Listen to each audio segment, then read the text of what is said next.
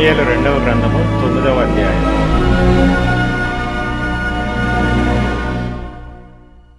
యోనాతానును బట్టి నేను ఉపకారము చూపుటకు సౌలు కుటుంబములో ఎవడైనా కలడాయని దావీదు అడిగెను. సౌలు కుటుంబమునకు సేవకుడగు సీబాయను ఒకడుండగా వారు అతనిని దావీదు నొద్దకు పిలువనంపిరి. రాజు, సీబావు నీవే గదా అని అడుగగా అతడు, నీ దాసుడనైన నేనే సీబాను అనెను. రాజు, యెహోవా నాకు దయచూపినట్లుగా నేను ఉపకారము చేయుటకు సౌలు కుటుంబములో ఎవడైనానొకడు శేషించియున్నాడా అని అతని నడుగగా సీబా, యోనాతానుకు కుంటికాళ్లు గల కుమారుడొకడున్నాడని రాజుతో మనవి చేసెను. అతడెక్కడ ఉన్నాడని రాజు అడగగా సీబా, చిత్తగించుము, అతడు లోదెబారులో అమ్మీయేలు కుమారుడగు మాకీరు ఇంటనున్నాడని రాజుతో అనెను. అప్పుడు రాజైన దావీదు మనుష్యులను పంపి లోదెబారులోనున్న అమ్మీయేలు కుమారుడగు మాకీరు ఇంట నుండి అతని రప్పించెను. సౌలు కుమారుడైన యోనాతానునకు పుట్టిన మెఫీబోషెతు దావీదు నొద్దకు వచ్చి సాగిలపడి నమస్కారము చేయగా దావీదు మెఫీబోషెతు అని అతని పిలిచినప్పుడు అతడు, చిత్తము, నీ దాసుడనైన నేనున్నానెను.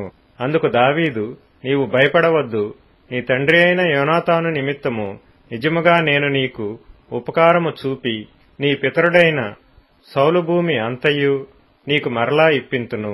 మరియు నీవు సదాకాలము నా బల్ల యొద్దనే భోజనము చేయుదువని సెలవీయగా అతడు నమస్కరించి, చచ్చిన కుక్క వంటి వాడనైన నా ఎడల నీవు దయచూపుటకు నీ దాసుడనగు నేను ఎంతటివాడను అనెను. అప్పుడు రాజు సౌలు సేవకుడైన సీబాను పిలువనంపి, సౌలునకును అతని కుటుంబమునకును కలిగిన సొత్తంతటిని నీ యజమానుని కుమారునికి నేనిప్పించియున్నాను. కాబట్టి నీవును నీ కుమారులను నీ దాసులను అతని కొరకు ఆ భూమిని సాగుబడి చేసి నీ యజమానుని కుమారునికి భోజనమునకై ఆహారము కలుగునట్లు నీవు దాని పంట తేవలెను. నీ యజమానుని కుమారుడైన మెఫీబోషెతు ఎల్లప్పుడూ నా బల్ల యొద్దనే భోజనము చేయునని సెలవిచ్చెను. ఈ సీబాకు 15 మంది కుమారులను 20 మంది దాసులను ఉండిరి. నా ఏలినవాడకు రాజు తన దాసునికిచ్చిన ఆజ్ఞ అంతటి చొప్పున నీ దాసుడనైన నేను చేసేదనని సీబా రాజుతో చెప్పెను. కాగా మెఫీబోషెతు రాజకుమారులలో ఒకడైనట్టుగా రాజు బల్ల యొద్దనే భోజనము చేయుచుండెను.